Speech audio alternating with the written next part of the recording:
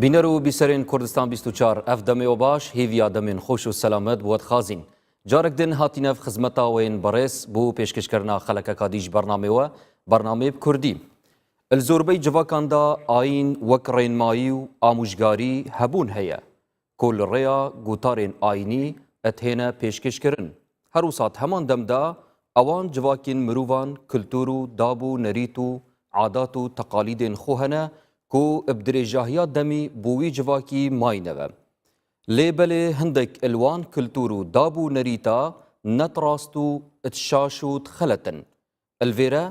زۆر جار ڕێنماین ئاینی ئەدگەل وان داب و نەریت و کلتور و عادات و تەقالیدên ناوا جواکیدا ئێک ناگرن هەندێک جار jî diş êk du تراوستن بۆیە ئەلڤێرە دێگەنگەشێ لەسەر vê mijarêkên کو چەندین پرسیار و چەندین تەوەر ئەتناڤاڤێ خەڵکێدا بهێنە ورژاندن ئەدگەل زۆر بەڕێز مامۆستا عەبدوڕەحمان سدیق و هەروسا هەندێک پرسیار jî دهێنە ئاراستەکردن بۆ بینەرên بەڕێز شاروچکێ شار و شاروچکên کوردستانê مامۆستا بەخێر بێیت سەلامت بی سواز دەکەم مامۆستا بەڕێز وەکەمە ئامۆژە پێدای هەر گەلێکێ هەر نەتەوەکێ هەر جڤاکێکی ناف مرۆڤاندا داب و نەریت و عادات و تەقالیدên خۆ هەنە ئەو گوتارە ئاینی jî زۆربەی وڵاتان هەیە هەر ئاینێکی هەبیتن هەندێک جار ئەف ئاینە تەکە زلوێ چەندێت کرد کە ئەخلاق و ڕەوشت و ڕێنمایت باش بوو کۆمەڵگەی و جڤاکی دەتە پێشکەشکردن نەتیجەدا هەفدژی یان کو پاراکدوسی دروست بیتن ناوبەرە گوتارە ئاینی و ناوبەرە کلتور و دابوونەریتên جڤاکی ئالڤێرە مامۆستا مەدوێت بزانین ئاین چاوە مەفێرە مرۆڤاتیەت کەتن هەندێک جار ئەگەر گوتارە ئاینی و دگەل کلتور و دابوونەریتی ئێکدوش نەگریتن بەناوی خوای بەخشندەی میهرەبان بەری ئێمە و پێشی ئێمە پێغەمبەران درودی خوایان لەسەر کە پەیامی خوددایان هێناوە بە پلەی یەکەم هەموو پێغەمبەرێک درودی خوایان لەسەر دوو ئەرکی سەرەکی دیارە لە قورئاندا ئەرکی یەکەمیان تەوحید و یەکتاپەرستیە و گەڕانەوەی خەڵکە و جێڕانەوەی خەڵکە بۆ لای خودای تاک ئەوە لە هەموو پەیامەکاندا هەیە دوو ئەگەر سەیری قورئان بکەی تەماشا دەکەی هەر پێغەمبەرێک لە ساتەوەختی هاتنیدا لە نێو کۆمەڵگەکەیدا چ کەلتورێکی هەڵە چ دابوونەریتێکی هەڵە ڕەگی داکوتاوە و پێدویە و پێویستە بێتە لادان و لا بدرێ لە ئیشی لەسەر ئەوە کردووە ئێستا تەماشاکە ئیبراهیم دێ سەلامی خوای لەسەر تەئکید دەکاتەوە بە چەندین هەنگاو لەسەر یەکتاپەرستی و پەرستنی خودای تاقانە و تاک دوای ئەوە چ دەکا دوای ئەوە تەماشا دەکا یەکێک لە کەلتورە نامۆکانی سەردەمی ئەوەیە کە منداڵی خۆیان دەکەن بە قوربانی بۆ خوداوەندەکان چ بکە دێت بە هەمان شێوە هەوڵ دەدات لە ڕێگەی ئەوەی کە خەونەکەی بجێڕێتەوە بیەوێت جێبەجێیکە کە خوددا بێگومان دەیەوێت لە ڕێگەی ئەو خەونەوە خەڵک فێرکات بۆ ئەوەی وەک ئیبراهیم لە کۆتاییدا منداڵی خۆی هەر نابڕێ چونکە خوددا دەفەرمێەوە فەدەیناه بذبح عظیم ئەوە مانای وایە ئیدی دەبێت کۆتایی بەوە بێنێ کۆتایی بە کوشتنی مرۆڤەکان یا کۆتایی هێنان بە قوربانیکردنی مرۆڤەکان بۆ دیاردە سروشتەکان ئەمە مەسەلەیەکی یەکجار گەورە تەماشاکە وەختێک کە دەبینی لە سەردەمی موسا سەلامی خوای لەسەر کۆمەڵە کەسێکی فێڵباز وەسەحر و ئەعیونە الناسی هەر وەک ئێستا سحر شتێکی درۆیە بە پەلە دەستی بە پەلە دەجوڵێنێ و شتێک تۆ لەو کاتەوای دەبینی دوای کە بەستۆمەشتن و بە خاوی تەماشای دەکەیتەوە سێر دەکەی چاوی تۆ نەیتوانی بیبینی کەواتە موسا سەلامی خوای لەسەر خوددا لە پاڵ یەکتاپەرستی و تەوحیدا ناردی بۆ گۆڕینی کەلتورێک کە کۆمەڵگەی تێکدا بوو بە ناوی سحرەوە پێغەمبەر درودی خوای لەسەر محەممەد کە هات لە پاڵ یەکتاپەرستیدا کۆمەڵە شتێکی گۆڕی ئەوەی کە زۆر بەرچاو بوو زیندە بە چاڵکردنی کچان بوو کچ دێتە بوون زیندە بە چاڵی دەکەن و دەیخەنە ژێر خاکەوە ئەمە بەستم چی بوو مەبەستم ئەمە کۆمەڵە کەلتورێکی خراپە لە نێو کۆمەڵگا ئاین دێ دەبێ بیگۆڕێ ئیدی کە خوددا فەرمووی جارێکی دیکە پێغەمبەر نایە و وەخاتەمە النەبیین و ئیتر خەتمی نبووەت کرا و پێغەمبەر نایە ئیدی ئەرکی ئینسانی چۆنەڵێ چاکەکارە ئەو پەیامانە هەوڵ با لە ڕێگەی ئەو ڕێنماییانە و بیگۆڕێ بۆ یاسا و لە ڕێی پەرلەمانەوە بۆ ئەوەی کۆتایی بێنێ بە هەندێک کەلتوری هەڵەی نێو کۆمەڵگە ئەم قسەیە جوانتر لە من ڕەنگە ئیبن الئەثیر گوتبێتی زانایانی خۆمان لە قەدیمە یەکێ لەوانە ئیبن الئەثیرە ئیبن الئەثیر بە عەرەبی دەڵێن ئیبن الئەثیر الجەزری ئەمە خەڵکی جەزیرەی بۆتانە ئێمە لێمان تێک نەچێت سێ ئیبن الئەثیرمان هەیە هەرسێکی بران هەرسێکیان بران هەرسێکیان کوردن هەرسێکیان خەڵکی بۆتانن جەزیرەی بۆتان یەکێکیان محەدث بووە یعنی فەرمودەی جێڕاوەتەوە ئیبن الئەثیرێکیان لە 1209 وفاتی کردووە میلادی 1209 میلادی یعنی پێشوبەری چەند ساڵ 810 ساڵ لەمەوبەر وفاتی کردووە ئەوی دییان مؤرخ بووە هەمووشیان لە سەردەمی سەلاحەدینی ئەیوبی بوونە ئەوی تر مؤرخ بووە و مێژونووس بووە لە 1233 میلادی وفاتی کردووە ئەوی دیکە ئەدیب بووە لە 1239 میلادی وفانی هەمووەمانە بەری 800 ساڵ وفاتیان کرد بێنەوە سەر ئیبن الئەثیری محەدث ئیبن الئەثیری بۆتانی خەڵکی جەزیرە لە 1209 وفاتی کردووە کتێبێکی هەیە بە ناوی النهایە کتێبەکە ناوی النهایە في غەریب الحەدیث والأثر لەوێ باسی ئەمە دەکە دەڵێ پێغەمبەران کە دێن ئەمر بە معروف دەکەن نەهی لە مونکەر دەکەن بۆ ئەوەی تووشی ئەو هەڵەیە نەبین کە ئێستا بە ناوی ئەمر بە معروف و نەهی لە مونکەر هەرکەس بۆ خۆی گرفت دروست دەکا و ئاژاوە بە پێی میزاج ئیبن الئەثیر دەڵێ معروف ئەو تشتەیە لە کۆمەڵگا کە ڕێنماییەکانی ئاین پشتی دەگرێ دەڵێ باشە عەقلیش پشتی دەگرێ دەڵێ باشە لە باشی و لە چاکیە بۆتە شتێکی ناسراوی چاک معروف بکەی بە کوردی یعنی ناسراو بەڵام لەبەر چی ناسراوە ناسراو لە شەرعە و ناسراو لە عەقڵە لە هەمان کاتیشدا باشە مونکەر چییە مونکەر بکەی بە کوردی پەتی دەبێ بە نامۆ شتێکی غەریبە هاتوۆتە نێو کۆمەڵگا ئەمجا ناڵێن هەندێک کەلتوری گەلان کەڕی لەهی نەفس سەلیمە بینی هەندێک کەلتوری گەلان هەیە تورک و فارس و عەرەب تێکەڵ بەدین بووە بە ناوی دینەوە هاتووە بۆ کۆمەڵگەی کوردەواری ئەوە کەلتوری ئەوانە ئەوە دین نییە ئەم کەلتورە نامۆیە بە ئێمە مونکەرە چێ گوتی نامۆیە هەرکەس بەلای خۆی بڵێ ئەو شتە نامۆیە نا دەبێ لە ڕووی شەرعەوە نامۆ بێ ئەوە یەک عەقڵش گوتی بێتی ئەو شتە فیعلەن نامۆیە لەگەڵ مرۆڤایەتی و لەگەڵ ئینسانیەتان ناگونجێ تاوای لێ هات زۆرینەی کۆمەڵگە گوتی ئەو شتە نامۆیە کەواتە هەرکەس لەلای خۆی ئەمە ناڵێ مەبەستم هەموو ئەمە بوو کە ئیبن الئەثیر بۆیە جەخت لەوە دەکاتەوە دەڵێ خدا لە قورئان دەفەرمێ والمؤمنون والمؤمنات بعضهم أولياء بعض يأمرون بالمعروف وينهون عن المنكر ئەو جا دەفەرمێ ويقيمون الصلاة ويؤتون الزكاة کەواتە هەوڵدان بۆ گۆڕانکاری لە کۆمەڵگە بۆ دوورخستنەوەی دیاردەناموەکان بۆ دوورخستنەوەی کەلتوری هەڵە کەلتوری نامۆ بەڕێنمایی ڕاست و دروستی جوانی ئاین ئەرکی پێغەمبەران و ئەرکی چاکە خوازن بەڵام مامۆستا جانەبێتان وەجەداوی چەندەی کە مونکەر یعنی بریتیە ئەکە بکەینە کوردیت بیتە ناموو ئایا ئەگەر ئەوی دینداریامە ئەوێ ئیسلامە vێگاوێ ئەم پەیڕەو بکەین ناوا خودا ئەگەر بینە وڵاتێکی غەربی ئەوروپی ڕەنگە بنسبەتوان ناموو بیتن مونکەر بیتن ئەرێ دیکارین وێ چەندە بێژین هەموو شتێکی کۆمەڵگەیەک بە کۆمەڵگەیەکی تر نامۆیە ئاینەکانیش نامۆیە یعنی تۆ کە تەماشای ئاینەکان کە ئاینێک بە ئاینێکی دیکە نامۆیە دوجار چێ بڕیار دەدا ئەو پرسیارە لەوێ ئێمە ئێستا باسمان لە ئیسلامە باسمان لە کەسێکی موسڵمانە باسمان لە خۆمانە ئێمەی کوردی موسڵمان وەختێ تەماشا دەکەین بۆ نمونە بۆچی کەس شەرم ناکا لە پرۆسی هاوسەرگیری کاتێک کچی خۆی خوشکی خۆی دێنە داخوازی و دەدا بە پیاوێک ئەمە چییە یەکەم شەرع گوتی ڕاستە زەواج هاوسەرگیری دوو بە عەقلیش ئەم مەسئلە و دابوونەریت ڕاستە لە هەمان کاتدا بۆ بە شتێکی معروف وەکو ئیبن الئەثیری بۆتانی خۆمان دەڵێ لا ينكرونه یعنی لای کۆمەڵگە ئەمە نامۆنیە تەماشاکە شتێکی دی یەکێکی دێ پەیوەندیەک دروست دەکات لە دەرەوەی پەیوەندی خێزانی شەرع دەڵێ ئەمە ڕاست نییە ئەنی ئاین دەڵێ ڕاست نییە کۆمەڵگەی خۆمانیش دەڵێ ڕاست نییە هەر کەس بیکە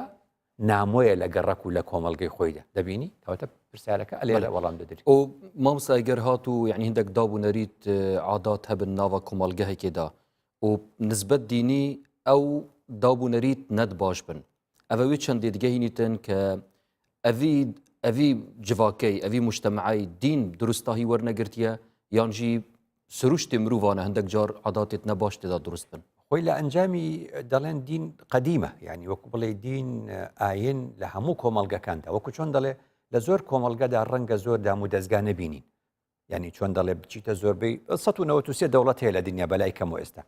وەختێکە دەچی تەماشا دەکەی هەمویان ڕەنگە مۆزەخانە و مەتحەفیان نەبێ هەمویان ڕەنگە پەرلەمانیان نەبێ بەس هەمویان مەعابیدیان هەیە جا ڕازیت پێی ڕازینی مەسەلێترە مانای چییە لە هەموو کۆمەڵگەیەکە مەعابید هەیە ئەو نیشانەی ئەوەیە ئاین لە هەموو کۆمەڵگەیەکە هەیە بەس ئەو ئاینە لەگەڵ جێبەجێکردندا دەبێ بە کەلتور بله یعنی خەڵک قسەی خۆی و هەڵسوکەوتی خۆی تێدەکە اینجا کاری چاکە خوازان ئەوەیە ئاین جا بکەنەوە لە کەلتوری هەڵە هەندێک جار هەندێک کەلتور هەیە وەکو باسم کرد لە هەندێک ئەڵقەدا دەڵێ خەڵکێک لی دەقەومێ خەڵک دوور لە ئاین ڕەنگە ئاینیش نەزانێت دەڵێ بابین یارمەتی یەکتر دێن و هەموو شتەکانمان کۆکەینەوە و ساڵێکی گرانیە و ئەم خواردنانە کۆ دەکەینەوە دوای دابەشی دەکەینەوە بە یەکسانی بەسەر خۆماندا ئەما گەر ئاینش لەو کاتە نەبێ مرۆڤایەتی ئەم کارە بکە ئاین پشتی دەگرێ چونکە لەگەڵ بنەماکانی ئاین هەر سەبارەت ئاخفتنی جەنابێتە مامۆستا پرسیارێک هاتیە ئاراستەکردن بۆ بینەرên بەڕێژی الشارên Kurdistanê demê bûyerê da zorbeya xelkî zîka ephanawî kesî naçin ew kesê lêt qewmîtin tu bû çi zevrinî ve bifermûn pêk vebîner bî مخابن از جاگر مخابن افدیارده گلک بلافه یعنی مروفیه که حوال مروفیه وقتی کفت دلیوی تنگ دا مروف بسیاله بگردن اگر نه پشتینگی هر کل مال خو زۆر حالەتمان هەیە لەسەر ئەم جا لە شقامەکان یاخۆ لە کوڵانەکاندا دەبین حالەتی یاڕووداوی هاتووی هەیەتن دەتوانانی مەسەرن کە هاتووی دەکات لێ دەدات یا قوسارەکە هاتووی پێ دەکاتن منە حالەتێکی هەم بەسەر هاتووە دەگەی هەرمان گرتەوە بتمانە بوو نەخۆشخانە مستەشفا یاخۆ تاواریەکانی خۆمان هەیە هەڵمان گرتەوە سوای تەکسیشمان کردووە بەریشمان تاوانبارەکە هەڵاتووە ئیتر ناپاشدا ساق تەکسەکە تاوانبار دەرچواتە کەس متمانەی ئەوەی نما ئێستاکە خاڵەتێک حالە تاواریکاتن هەریگرتەوە پێشتر خەڵک کە شتێکی لێ دەقەومە جیران و دۆست و برادەر و بە هەموویان لێ دەکرد ئەو شتەی بە زووترین کات لە بیر بەرنەوە بەڵام ئێستا خەڵکەکە تەقریبەن بۆتە مادیگەری و ڕەحم کەم بوو طنگاویە دە مرۆڤ زەڵامات بینیت ئەوەند کوتووە کەسەت بینی کو ئەوێت فعلا الپشتا مرۆڤی ڕاستە یعنی گەلە جارات احتیمالە طنگاویەدا مرۆڤ کێم کەسەل دەور و بەری خۆت بینیت بەس یا گرنگ الڤێری نکمن طنگاویە مرۆڤ خەلکیت بینیت یاکی بێژن معدەنی خەلکی مرۆڤ نیاسێت لەبە قەناعەت نەمایە و خەڵکەکەش ڕووی لە مادەی کردیە یعنی وەکو پێشان نمایە و یعنی تەعاملی خۆش نییە یعنی تەسەڕفاتی گۆڕایەوە چی پێشان نییە پێشان یعنی تەسەڕفاتیان یعنی سلەی ڕەحم هەبوو ئەوە هەبوو لەگە خەلکەکە یعنی تەبا بووین لەگە خەلکی جبر کو جوک پتر برف سرمایه‌داری و سیستم سرمایه‌داری و چوه دی جوکی ما پتر برف تا گرایی و چیدن هر تا یک هزار کردن او خود جوکی که بیگ وگیری دای الا ما هزار تندانا کردن هاریکاریای برانبری خود کرد پتر هزار کرد یه برانبری وی دژی یا بزاویت کرد سر برجواندی توی برف پیش و چیدن هر یک وگاوی گهشتی باوری کو خالا هر گرنگ اوه کو او خوب بیش بخوید و خمای برام بردانینه اوه جی بو لوازیا پیوندیت مید جواکیت زوریدن مثلا توشی رودای کوي كابرا يعني كالبسارة اللي دار برادرك بيركسك كبسارة اللي دو هاولاتي وزيدري دواي كايبه بو نخوشخانه لوي ياسايكيا چه هنايتي اوغرن زول كلق لبر اوش روح يا كاري نامينه قالك جرا عندك جارا مروف خود بینیتت هندک گاوا دا هندک وقت مروف کبیتت میدانه که برفرهیه دا یا جی مروف کسل برنیاسه بس وقت برطنگاویه وقتی که کسا که چمنات مروفی نبیتن دبینی کسل مروفی خونه کتا خدا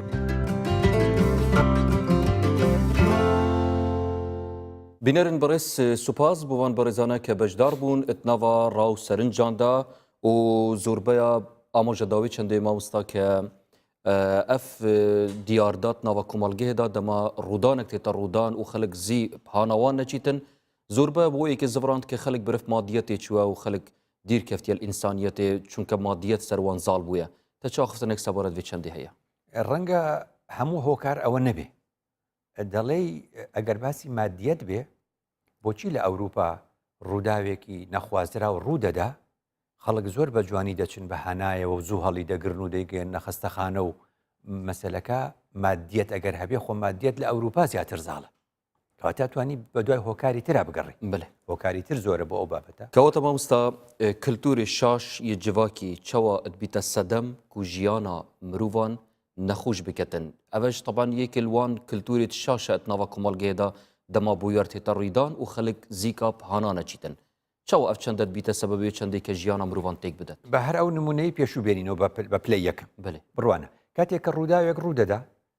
بە پێی ئاین بێ ڕێنمایەکانی ئاین دەڵێ زوو بچۆ بەهانای ئەو کەسەوە زوو بچۆ بەهانای ئەو کەسەوە و یارمەتی بدە و تۆ ئینسانی تو نابێ ئینسانێک لەبەر چاوی تۆ چۆن دەڵێ کۆتایی بە ژیانی بێت چونکە خوددا دەفەرمێ وەمەن ئەحیاها خوانەکە یەکێ سیارە لی دەدا خوانەکە یەکێ دەکەوێتە ئاوەوە ڕووبارێک وانە ئەو زۆر ڕوودەدا لەم سەردەمە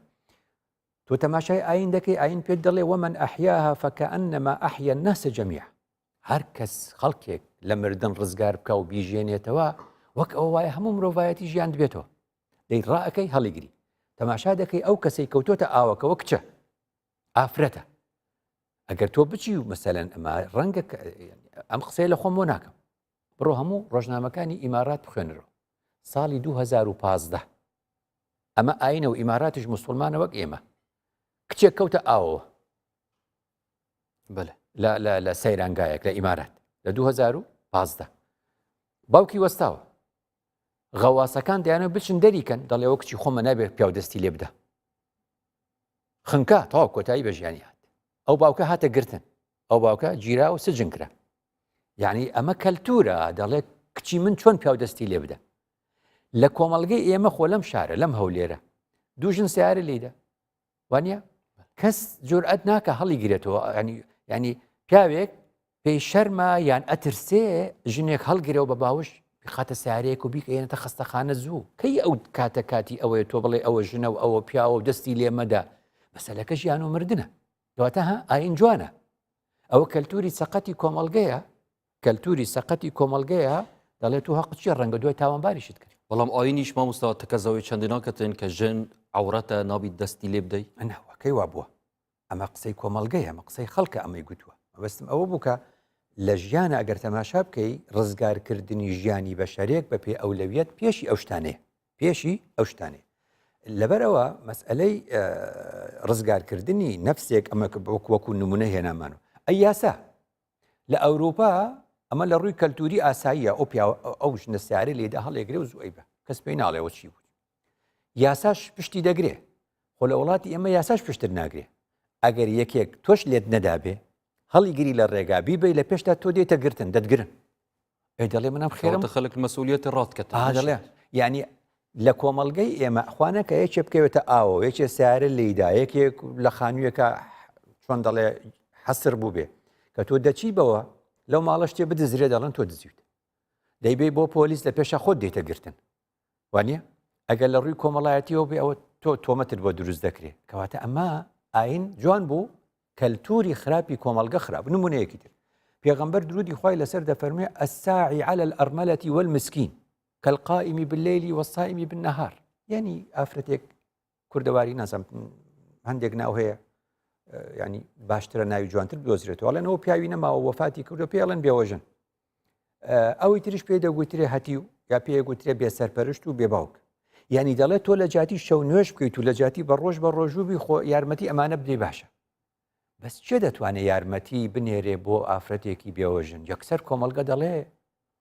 ئەو پیاوە ئەگەر شتێکی نەبێ و عیلاقەی نەبێ و نازانم چی هاچی کۆمەلگە چی دەڵێ لەبەر ئەوە کە کەسێک پیاوەکەی دەمرێ یا خوانەکە کەسێک تەلاق درابێ ئێرە خۆقەچێکە خدا سوورەتێکی بە ناوی تەلاق داناوە یعنی ممکنە ژن و پیاوێک نەگونجێن ئەم ژنە کە تەلاق درا ئیتر یەکێ نابێ لەگەڵی قسە بکە نابێ کەس بیبینێ نابێ ئەم ئینسانە دەستێک بە خۆیان بێنێ ئەگەر خۆی جوان بکە دەڵێن بۆ کەچی خدا لە قورئان چ دەفەرمێ بۆ کەسێک پیاوی نەمێنێ کەسێک یا تەلاق درابێ خدا بە پیاو دەڵێ بە ئێمە دەڵێ ئەم ئافرەتانە مافیان هەیە بژین جارێکی تر مافیان هەیە خۆ جارێکی تر ژیانێکی تر دروستکەنەوە فيما فعلن في أنفسهن بالمعروف خدا دەفەرمێ ئازادن لە چوارچێوەی ئەو معروفە شەرعی و کۆمەڵایەتیە ئەبیش بێ ژیانە و بژێ و ئەوە بێ نەک تۆمەتی بۆ دروست کرێ و نابێ کەسێک قسەی لەگەڵ کاو نابێ و نابێ و نابێ لە کۆمەڵگەی ئێمە کەلتوری سەقەت چۆنە پیاوە ژنی تەلاق داوە 7 ساڵە لێ جیابەتەوە کە شووناکە بە پیاوێکی تر ڕازە چێ دەیکوژێ دەڵێ بۆ ژنی من بوو جاران چۆن شووی کرد بەو پیاوە ئەمە کەلتورێکی سەقەتە خداوا نافەرمێ خداوای نەفەرموو سێری موسا کە سەلامی خوای لەسەر دوو کچ دەبینێ کەس یارمەتیان نادا ئێوە قورئان نییە ئەوە ئاینی جوان نییە فەسەقا لەهومە تۆ ئێستا یارمەتی دوو کەس بدەیت یان بە نیەتی باش کچێک لەسەر ئەو جادەیە وانە دەی تۆ سیارت پێت ئەتوانی هەڵیگری بە پێی دین بێ ئەبێ ئەو کچە بەم شەوە بۆ لەسەر جادە بێ ئەخر دەبێ بگەێنرێتە شوێنی خۆی ئێدەی خوا نەکاتۆ هەڵت گرت و ئەوە بۆ باوک و دایک و برا و مام و هەموو دنیا تۆ تاوانبارەکەن بە هەر شتێک کە بەسەری هات پێ و تۆش نیت بەڵام هەندێک جار ئەف مەترسیە فەعیە واقعیەژی بۆ نمونە گەر کەسێکیانی کچێکی لە ڕێکێکا چوول دەست بدەتێ ڕەنگە تووشی حاڵەتی نەباش ببیتێ من وا دەڵێم ئێبێ ئەم کەلتورە ڕاستکەینەوە دەبێ ئەم کەلتورە ڕاستکەینەوە دنیا هەمووی بکەی بە کامیرا دنیا هەمووی ڕێکخیتەوە ینی چۆن دەڵێ ئەم مەسەلە ئیمانیانە ئەوروپا بۆت کردی بۆ ئێمە ناتوانین و ئەم دینە جوانشمان هەیە تەماشاکە ینی پێغمبەر دەفەرمێ وتەقرأ السلام على من عرفت ومن لم تعرف ینی ئەتانەوە خۆشەویستن لەگەڵ یەکتردا ئەوەی دەیناسی و نایناسی سەلامی لێ بکە صدقه بکەن پارەتان نییە ولو أن تلقى أخاك بوجه طليق هەر پێ بکەنە ناڵێن ئەوروپا دەڵێن ئەوروپا هەر تەماشای یەک دەکەن زەردەخەنە دەکەن ئێکاکە توێسە تەماشای خەڵکە و پێ بکەنە تۆزە پێکەنین نە هەر زەردەخەنە بکە بڵێ تەبەسومك في وجه أخيك صدقة کاکە گاڵتەم پێ دەکەی یا من بەسەرم هاتووە سەلامەکەم ئەوەی تەنیشتی دەڵێ ئەوە چێ بوو دەڵێ نازام دەڵێ دەیناسی ئەڵێن ئەڵی بۆ سەلامی کرد من ئەمە دین تەطبیقەکەم یعنی من نامۆ بووم لەم حاڵەتە مەبەستم هەموو ئەمانە خدا دەفەرمێ لەن تەنالوا البر حتى تنفقوا مما تحبون ئەزانن کە ئێوە دەگەنە ئەو پەڕی چاکە ئەو شتتان ببەخشن کە باشەکەی ئەگەر باشترین شتت هەبوو ئەوە ببەخشە کاتی ئەمە دەکەی دەڵێن ئەوی بابا ئەو کابرایە ئەمە دیارە زۆری هەیە ئەبێ ئەمەت ببەخشێ دەبێ خۆ چەنی تری هەبێ وان نییە هیچی نییە بەس دەیەوێت ئاەتەکە جێبەجێکە کەواتە کەلتوری سەقەتی کۆمەلگەوا ڕاهاتووە ئەو شتەی تۆ ببەخشی دەبێ خراپەکە ببەخشی دەبێت لە شتی خراپ ببەخشی وەختی دەی ئاین تەطبیق دەکەیت و جێبەجێ دەکەی شتە جوانەکە دەبەخشی شتەترت بۆ دروست دەبێت دەڵێن ئەوە کابرا شەق لە پارە دەدا وان نییە بەسم زۆر نمونە لەمە یعنی پێغەمبەر فەرمی لەیسە منا من حمل علينا السلاح وانە ئەرێم هەموو چەکە هەر کەس دەمانچی پێ ئەوی تر دەکوژێ خۆمە ئاین گوتی لە ئێمە نییە ئەوەی چەک بەرامبەرمان بەکاربێنێ یعنی ئینسان بەرامبەر بە ئینسان چەک بنابێ بەکاربێنێ کۆمەڵگەی ئێمە هەموو چەک بەرامبەر یەک بەکاردێنێ ئەوە چییە ئەوە کەلتورە ئەمی دیکە چییە ئەمی دیکە بۆ چوونێکی ئاینی جوانە خدا لە سوورەتی نورا دیاری کرد گوتی ژن و پیاوێک خیانەتیان لێ کرد ملاعنە دەکەن و وەکو پێغەمبەر درودی خوای لەسەر کاتی خۆی کردی بۆ هاوڵێکی بۆ سەحابەیەک دێنە جیاکردن لە یەکتر خوا حافیز هەر کەس بۆ ماڵی خۆی کوشتن نییە لەسەر خیانەتی زەوجی بە پێی سوورەتی نور کوشتن نییە بە پێی سونەتی پێغەمبەر کوشتن نییە لەسەر خیانەتی زەوجی ئەی کابرا دەڵێ قورئانت نەمێنێ هەی سەر شۆڕەوە خەڵک چمان پێ دەڵێ ڕاکە شەرەفی خۆت بکڕەوە بڕۆ خوشکەکەت بکوژە دەیکوژێ دوای خەنە سەر تەلەڤیزیۆن وەڵا بیرێکم و حیفەوە بۆ ئەم کردو یعنی ئەمە کەلتوری سەقەتی کۆمەڵگەیە قورئان سوورەتی نور دەڵێ خیانەتی زەوجی جیاکردنەوەیە پێغەمبەر درودی خوای لەسەر تەنفیزی کردو و جای کردوێتەوە باشە کۆتایی دێنم بە یەک کەلیمە کاتر ما بێ یعنی پێغەمبەر فەرمووی لا فضل لعربین على عجمیهتا ولا فضل لأبيض على أسود یعنی ڕەنگ سپی هیچ فەزلێکی نییە بەسەر ڕەشە ئەزانی UN چی لە عێراق دۆزیەوە ئێستاکە دەڵێ ئێوە لە 2003 ڕزگار بوون تا ئێستا 15 ساڵە دەڵێ لەم 15 ساڵە کەسێکی ڕەشپێستی تۆخ لەم عێراقا هیچ پۆستێکی وەرنەگرتووە 200,000 ڕەشپێستی تۆقەیە لەم عێراقا ئێوە لە ڕووی کەلتوری ڕەشپێست ناکەن بە هیچ پۆستێک نابێ بە وەزیر نابێ بە مدیر عام ئێستا جەمعەیەک پەیدا بووە لە بەسرا ئەڵێ ئێمە 200,000 ڕەشپێستین عێراق هیچ پۆستێکمان نادێتێ ئەمە کەلتورە کەچی پێغەمبەرەکەشی فەرموویەتی ولا لأبيض على أسود کەواتە کەلتوری خراپ لە نێو کۆمەڵگا دەبێ بە ڕێنمایی ڕاستی ئاین بێگومان مامۆستا پشتی بێنڤەدانێکی و دەهینەف جڤاتە جانابێتەوە پەتر گەنگەشێ دەینەوی بابەتەی بەلێ بفەرمونون پشتی وێ ناوبڕێ و دەهینەف خزمەتەوەین بەرز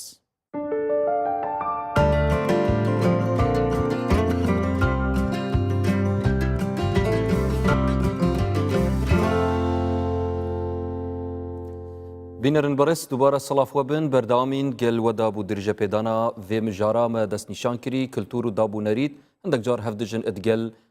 rênmayî û gutarên ayînî. Mamostey biriz zor car em behsa arifên Kurd keyin çunke wan şîn destên xwe hene et zorbey buwarên ciyanê da taybetî em wek Kurd yanî berniyasîn bi vê çendê ke me ev arife hene û rênma me kirê sebaret gelek tişta. Hestkirin sebaret wê çendê ke dabûnerîtên کۆمەڵگەهێ هەفدژی هەبیتن ئەدگەل ئاینی وان چ بەحس و باس سەروی چەندی کردە یەکێک لە ناودارە باشەکانمان کە زۆرن مەلا مەحموودی بایەزیدە مەلا مەحموودی بایەزیدی خەڵکی بایەزید لە دەوروبەری 1960 ئاوە لەو دەوروبەرە وەفاتی کردووە یعنی نزیکەی 150 ساڵێ لەمەوبەر وەفاتی کردووە مەلا مەحموودی بایەزیدی کەسایەتیەکی زۆر چۆن دەڵێ شارەزا بۆ لە زانستی ئاینی لە کۆمەڵناسی سەردەمی خۆی لە مرۆڤ ناسی سەردەمی خۆی و ئەوانە جا کتێبێکی زۆرە یەکێک لە کتێبەکانی ئەوەیە کە بە ناوی عادات و ڕسوماتنامەی ئەکرادیە جا ئەوە زۆر گرنگە ئاگداری بین ئێمە کوردین لە شاردا دەنیشین شارستانی هەندێکمان لە لادێن هیچ عیبی نییە لادێ شار وەک جێگیر بووە بەس ئێمە سەردەمێکی کۆچەریمان هەبووە سەردەمی کۆچەری گەرمیان و چۆستانمان کردو و هاتوینە و چوینە زۆر جۆمان بە عادات و تەقالید داوە زۆر جۆمان بە ڕێنمایی ئاین نەداوە جا ئەوە زۆر قاڵێکی گرنگە ئەو کەم و کورتی و شاشی و هەڵە و کەلتورە خراپانەی کورد هەی بۆ لە ڕابردوو هیچ سەردەمی کۆچەریەکەیەتی بۆ چونکە مەلا مەحموودی بایەزیدی دەڵێ کە من ئەم کتێبە بنووسیوە یعنی باسی ئەکراد دەکەم باسی کورد ناکەم وەکو ئەعراب و عەرەب چۆن هەیە ئەعراب ئەوانن کە کۆچەری بوون و دێن و دەڕۆن و پەیوەست نابن بە چۆن دەڵێ ڕێنمایی ئاین و ئەوانە هەر ئەو شتانە جێبەجێ دەکەن کەوا وەکو کەلتور هەیەە ئەمیش کە دەڵێ ئەکراد مەبەستێتی چونکە ئەوەیە لەبەرەوەی ئەمە حەز ناکەین پێمان بڵێن ئەکراد چونکە ئەگەر کۆچەری بیت و دوور لە شارستانیت بی وات پێ دەڵێن ئەتراک ئەکراد ئەعراب تورک عەرەب کورد ئەوە مەدەنیەتەکەیەتی ئەوەی تری کۆچەریەکەیەتی باش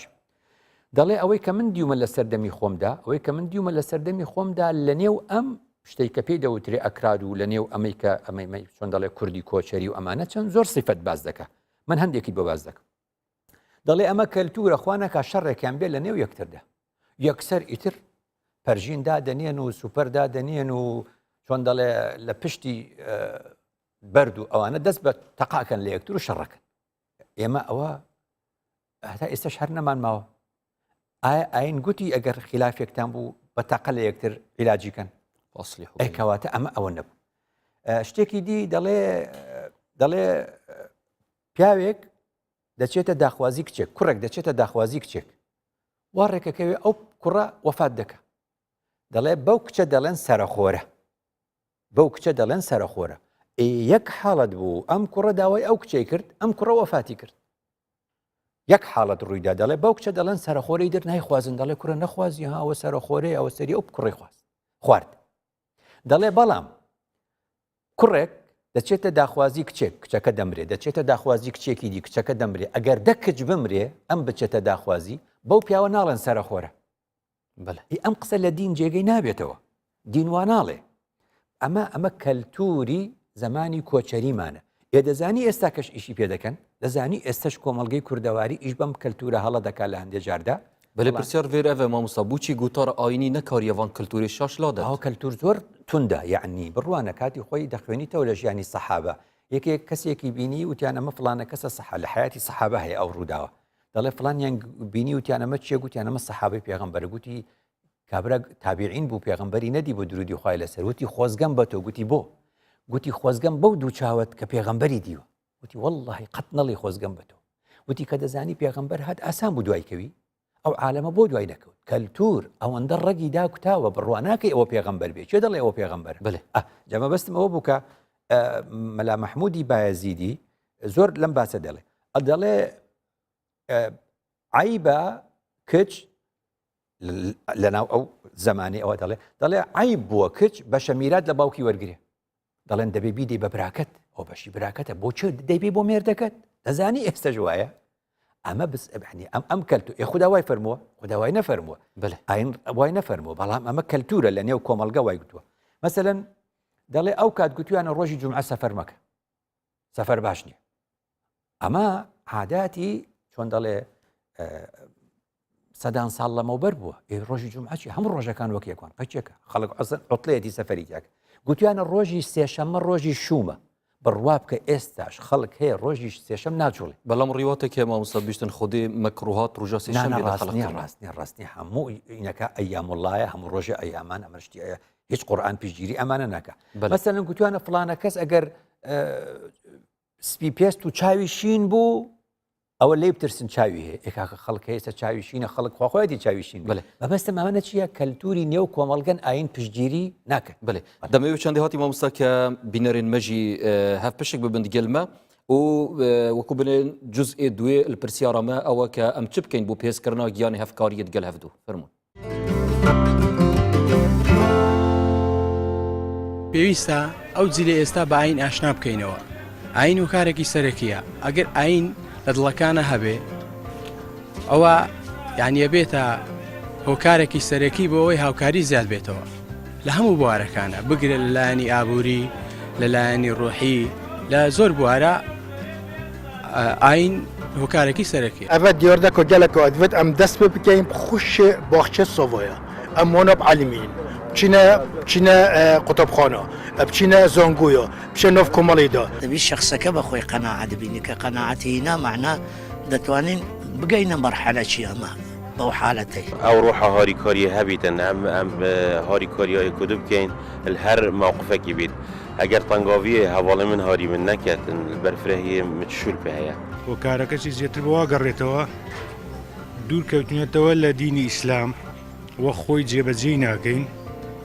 بەڕواڵەت خۆمان بە مسلمانە زانین و نیشانێ دین بەڵام بە عملی جێبەجێی ناکەین ئەم وەکو دایک و بۆ بتخێزیانەدا ئەم وەکو ڕاگەهاندن ئەم وەکو هەر میسازی جیڤۆکی سەروی خۆلێشول بکەین ئەم هەمی گیانی هەفکاریە ئەوێک و ئۆین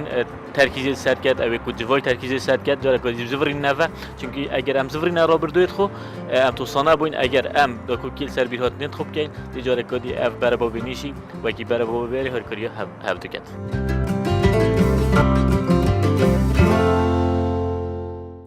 بله بینەرین بەڕێز وان بەڕێزانە هەندێک شوان ئاماژەداوێت چەندێک کە لاوازی هەفکاریدا دروست بووە ئەو چەند بووەیەکت زەڤریتن و ئەم شلای ئاینی لاواز بووینە و ئەم دروستایی ئاینە خو جێبەجێ ناکەی ژیانە خوددا مامۆستاگەر بکەینە پرسیار وەک سەرنجێک یعنی بالفعل بووی چەندێت زەڤریتن کە مە دوورکەفتینە ئاینی لەوە گیانی هەفکاریە لاواز بووە دەفمە دوو خاڵی سەرەکیە هۆشیاری و یاسا بله چونکە ئەمە بێت سوود لە ئەزمموی گەلان وەرگین کە تەماشای وڵاتانی ئاسیا ڕۆژهڵاتی ئاسیا دەکەی چۆن پێشکەوتونە ئەو حەوت دەوڵەتی کەوا ناوی هەیە بە پڵنگەکان دەژمێردرێن تەماشای ئەوروپا دەکەی چۆن توانیویانە ڕێنمایە جوانەکان چۆن دەڵێ جێگەی کەلتوری هەڵە بگرێتەوە خۆ خەڵکی تریش وەک ئێمە کەلتوری هەڵی هەبووە چۆن چارەسەری کردو یەکەم بە هۆشیاری دووەم بە یاسا هۆشیاری چۆن ئەمە یەکە لە فقی ئیسلامی خۆمان هەمیشە دەڵێن عولەما و ئومەرا ینی بەو دووە چارەسەرە بێ ئەویان زۆر گرنگە پەیامی پێغەمبەران درودی خۆیان لەسەر پێغەمبەران بە جورئەت بوونە پێغەمبەران بە جورئەت بوونە وەیەخشەونەه ولا یەخشەونە ئەحەدەن ئیلا الله کە زانیویانە ئەوە کەلتوری هەڵەی نێو کۆمەڵگەیە ژیانیان لەسەر دانابێ دژی وەستاونەتەوە زۆر گرنگە زانای ئێمە وتاربێژانی ئێمە نەترسن چونکە هەندێک وتاربێژی ئێمە هەیە لەگەڵ کەلتوری سەقەتی کۆمەڵگە ڕۆیشتووە دەڵێ ئەوە بۆ ئەوە ناڵێ ئەوە ناڵێ دەڵێ توێ خەڵکم لێ بکەی بە دوژمن بەفعلەن خەڵکی لێ دەبێ بە دوژمن ئەگە بڵێ ئەوە نابێ ئەوە نابێت لەبەرەوە زۆر گرنگە کەلتورێک 100% لەگەڵ شەرع و لەگەڵ عەقڵە هەڵە بوو دەبێ بێتە ڕاستکردن ئەو جورئەتەی هەبێ ڕاستیکەی چونکە خوددا فەرمووی کاتێک کە تۆ دەتەوێت کۆمەڵگا چاک بێ کۆمەڵگە لە نێو خۆیدا چەند صفاتێکی خراپیشی هەیە کۆمەڵگەی کوردەواری شەروە دەڵێ خوددا دەفەرمێت پێغەمبەران کە دێن بەوان دەڵێن چاک بن ئەوان چ دەکەن دەڵێن وەجەدنا ئاباءنا كذلك يفعلون ئەمە لە شتی باشە زۆر باش لە شتی خراپیشە خراپ دەبێ یا ئەڵێ حەسبونا ما وجدنا عليه آباءنا مە باوکمان دیو هەر ئەمەی کردووە اینجا لە هەمان کاتدا دەڵێن خدا وەڵام دەداتەوە دەفەرمێ ئەوەلەو کانە ئاباؤهم لا يعلمون شيئا ولا يهتدون ئەگەر باو باپیرانیشتان نەیانزانی بێ و بە هەڵەدا چوو بن هەردوای دەکەون نا لەوێ نابێ بە دوایکەون بە هەڵەدا چوو بن عرفێکی هەڵەیان داهێنابێت لەوەدا ناچین بە شوێنیانە یا ئەڵێ ئینا وجدنا آباءنا على أمة وإنا على آثارهم مهتدون یا مقتدون ئەمە هەمیشە وەڵامی خەڵک بۆ پێغەمبەران ئەم وەڵامە هەیە لە کۆمەڵگەی ئێمەش دەبێ بە شێوازێکی فرە دەنگی و فرە ڕەنگی هەمومان ئەم مەسەلەیە ڕاستکەینەوە چونکە بەڕاستی عارفانی کوردیش تووشی ئەم ئیشکالە بوونە بێنەوە سەر مەحوی مەسەلەن مەحوی بە ڕەحمەت بێ کە لە 1906 وەفاتی کردووە لە 1859 ینی نزیکەی پێشی 160 ساڵێک لەمەوبەر ئیجازەی لای زانای کورد مفتی زەهاوی وەرگرتووە ئەم زانا و عارفە لە هەمان کاتدا لە شعرێکەدا دەڵێ مناجاتی خوددا دەکا دەفەرمێ لەسەر تۆم دوژمنە دنیا یعنی وەختێک کە تۆ بەڕاستی ڕێنمایەکانی خوددا بە خەڵک دەڵێ هەندێکجا خەڵک لەسەر ئەو دەوێتە دوژمنت لەسەر تۆم دوژمنە دنیا قەضیەم مانع الجەمعە یعنی هەندێک شتێ ئێستا بۆتە فەلسەفە کە مەحوی باسی دەکا ئەڵێ قەزیەکەم هەیە قەزیەکەم مانع الجەمع بە کوردی یعنی چی یعنی دۆزێکم هەیە پێک بە کۆم نابن یعنی چۆن یعنی خوددایە تۆ پێم دەڵێ یعنی لەسەر تۆم دوژمنە دنیا ئەم دنیای دەور و بەرەم بوونەتە دوژمنی من بەهۆی تۆوە ینی چۆن ئەم مناجاتە یانی چۆن یعنی تۆ دەڵێ یارمەتی خەڵک بدە خەڵک تۆمەتت بۆ دروست دەکە کۆمەڵگەی ئێمە چونکە داگیرکراو بۆ بەردەوام کۆمەڵگەی شەکە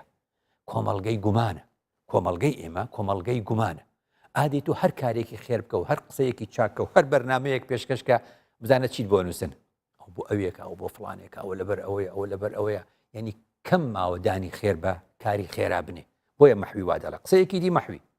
مەحوی بە ڕەحمەت بێدا فەرمێ لەسەر تۆ بوومە پەندی عالەمێ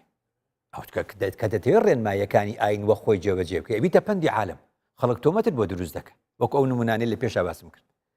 لەسەر تۆ بوومە پەندی عالەمێ وتم و وتی مەحوی بەس بێ مشریکی بەس یا لە دنیا یا لە من لادە ئەمەش مانع الجەمعەکەیە دەڵێ مناجاتم کرد لەسەر لەگەڵ خوددا گوتم خوددایە لەسەر تۆ بوومەتە پەنی عالەم تۆ پێم دەڵێ وابکە کە من ئەوانە دەکەم خەڵک وەک ئێستا پێ دەڵێ کورەوە جێلە کورە بینی پارە ناخوا و پارە باشە لە بەردەستێتی نایخواایی لەو جێلە ئەمە خوددا فەرمووی پارە حرامە هی خەڵکە مەیخۆ کە تۆ نایخۆی لەبەر خوددا وانە خەڵک پێ دەڵێ چی ئای لەو جێلە نەیزانی بیخوا ئەوەندە ساڵەوە زیر بوو ئەوەندە ساڵەوا بوو کەچی مەحوی دەڵێ خوددای خۆ من لەسەر تۆ بوومەتە پەنی عالەم یعنی تۆ پێم دەڵێ ئەو حرامە مەخۆ خەڵکیش دەڵێ وەڵا نەیخوا جێل ئەمە چییە ئەنجاڵێ خوددا چی وەڵاممدایەوە ئیلهامەکە وتی بەس بێ مشریکی مەکە ئەبێ یەکێکیان هەڵبژێری وەکو مانع الجەمعەکەی ناکرێت لە یەک کاتە کەلتورە سەقەتەکەی خەڵکی جێبەجێ بکەیت و قسە باشەکەی منش جێبەجێ بکەیت یا لە دنیا یا لە من لادە کە یەکەکەی فێخۆتە بڕۆ بە قسەی خەڵکەکە یا بە قسەی من بکە civakên mirovan mamosta eger ser qisa xûbî civakên mirovan pêkhatiye ketbijnê mexluqê Xwedê anku afrînerên Xwedê teala û kiltur mirovan bi xwe durust kirî ayîn Xwedê ferê kirî aya bû çî ew ayînê Xwedê bû mexluqê xwe durust kirî yê kartêkirniyê li ser vî mexluqeyû û nabîte bedîl bû we kilturê ew xwe durust kirin چونکە ئەو کەلتورەی کە وەری گرتووە بە ئاین حسابی کردوێتەوە وا دەزانێ ئاینێکی تر هاتووە ئەوەی ئاەتانی کە بۆم خوێندیەوە خوددا لە قورئانە فەرمووی وەختێ محەممەد دێ دووری خوای لەسەر وەختێ ئیبراهیم دێ عەلەیهی سەلامی خوای لەسەر هەموو خەڵکەکە چ دەڵێ ئینا وەجەدنا ئاباءنا عەلە ئومەتین ئەمە دینمان هەبوو پێغەمبەری تر هەبوو پەری تۆ ئەو وای گوتووە بەس ئەو بۆ بە کەلتور ئەو کەلتورەی کە خەڵک جێبەجێ دەکا دین لە چۆن دەڵێ بۆیە دەڵێم لە هەر کۆمەڵگەیەکە جا دەبێتەوە لە ئەنجامدا ئەوەندە کەڵەکە دەبێت لە سەری کۆ دەبێتەوە تەراکم دەکا خەڵک وا دەزانێت ئەوە دینەکەیە ئیشی مجدد چیە ئاستێ تەقدیسێ و پیرۆزیە ئیشی مجدد و نوێکارەکان ئەوەیە ئەو هەموو تەراکومات و خاشاکە لە سەری لابن بچێتەوە سەر پلێتەکە ئەمە ئیشی ڕۆشنبیران و ئیشی چۆن دەڵێ کەسانی عارفە بێنەوە سەر دەسەڵات ئیمامی عوسمان مەگەر خەلیفەی سێیەم نەبوو وا لێ ڕازی وتی چی إن الله لا يزع بالسلطان ما لا يزع بالقرآن دەڵێ خۆ من هەوڵی زۆرمدا بەس هەندێ جارێ هەندێشت بە یاسا عیلاج دەکرێت هەندێشت لەگەڵ ئینسانێکە کە کەلتورەکەی بە سەقەتی وەرگرتووە هەر دەکوژێ و هەر دەکوژێ کەوتە ڕوو لە سڵتەی و دەسەڵاتی چیە دەبێ مەژارێت ئەبێ ئەو یاسایانی کە هەیەی یاسای جوان دابێنێ وەختێ گوتمان ئینسان بە تۆمەتی هەر شتێکی خراپ نابێ بێتە کوشتن ژن ئەوت هەر ژنە کوژرێ یعنی لە ئەوروپا و لە ئەمریکا و لە دنیا ناومان بۆ بەژن کوژ ئەوە یەکێکە لە ناو تۆرە خراپەکان کورد لە ئەوروپا ژن دەکوژێ ئێکاکە جابوویتەوە بەسە کوشتن نییە ئەمەی لا بۆ بە کەلتور وەختێک کە تۆ دەڵێ وەڵا سزای لە سێدارەدان نییە بۆ ئەم جۆرە کەسەش ئیدی هەر دەکوژێ دەڵێ کاکە بکوژە و عەفو عامێک دێ کورە لێبوردنی گشتی دێ و دەرەچی کەواتە وەختێک کە بۆ ئەم جورمە مەشهودە ئەم تاوانانی بە چاو دەبینرێ هیچ گرفتێکی تێدا نییە ئەمانەگە بە سزای خۆیان بگەن ئەو کاتە ئەو خەڵکە ئەو کارە ناکە کەواتەمە لەسەر دەسەڵاتی یاسا تۆ بڕوانە خۆیمە دەوڵەتمان نەبوو لە سەردەمی شۆڕشی ئەیلول لە ساڵی 1963 لەن مەسم بۆ من لاوچەی بارزان ژن بە ژن و شیربایی و ژن بە پارە بدەیت و پارەکە بدەیت ئەمانە عادەتە شێحمەدی بارزان توانی نەیهێڵێ خۆ دەتوانین لە هەموو کوردستانە بە یاسا نەیهێڵی وانە لە سەردەمی شۆڕشە پیاوێک دەڵێ کچێکی 20 ساڵ بە پەلە ڕای دەکرد دەیگوت بارەکەی بارزانی لەکوێ بۆچیتە دەیگوت باوکم منی بەژن داوە ژنی بۆ خۆی هێناوە منیشی داوە بە پیاوێک من عمرم 20 ساڵ ئەو عمری 7 ساڵ دەمێ بچم شکاتی لێ بکەم دەگات بارزانی ڕەحمەتی پێی دەڵێ ئەو مەفرد نییە ئەمە نابێ بکرێ مەسەلەی شیغار حەدیثە لا شیغارە فیلیستە ئەمە نابێ بکرێ 20 ساڵ چۆن بە 7 ساڵ دەدی ئەمە دەبێت سزا بدرێ کەواتە مەبەستم ئەوە بوو ئێستا یاسای جوانوانە یاسای چۆن دەڵێ بەڕەنگار بوونەوەی توندوتیژی خێزانی بەس نایەتە جێبەجێکردن کەواتە ئەمە زۆر گرنگە کە بەشی ڕۆشنبیری بەشی ئەو کەسانی کەەوە زمان و قەڵەمیان هەیە کاری لەسەر بکەن بە هەموو ڕێکخراوەکانەوە لە هەمان کاتیشدا یاسا جوانەکان لە پەرلەمان بێتە دەرکردن بەڵام لە هەمان کاتیشدا دەسەڵاتی جێبەجێکردن ئەم یاسایانە وەک خۆی جێبەجێ بکە ئەو کاتە ڕێنمایی جوانی ئاین جێگەی کەلتوری سەقەتی نێو کۆمەلگا دەگرێت باش دەسێتت خۆش مامۆستای بەڕێز زۆر سپاس بوو جەنابێتە بۆ پێشکەشکردناوان پەیوەند جوان و هەژی بینەرن بەڕێز وی ئاوایی دەهینە دومایاوێ خەڵکێ و زۆر سپاس بووێن بەڕێژی کەتگەلمە بینار بوون و هیڤیامە ئەوە مەشیابیتن بەفاکێ ئەپوەڕا بوەشینین و هەروەسا سپاس بۆ هەفکارن بەڕێژی کەتگەلمەت ماندوو بوون ببینن خێر و شاد تا خەڵکەکاتی بگەینە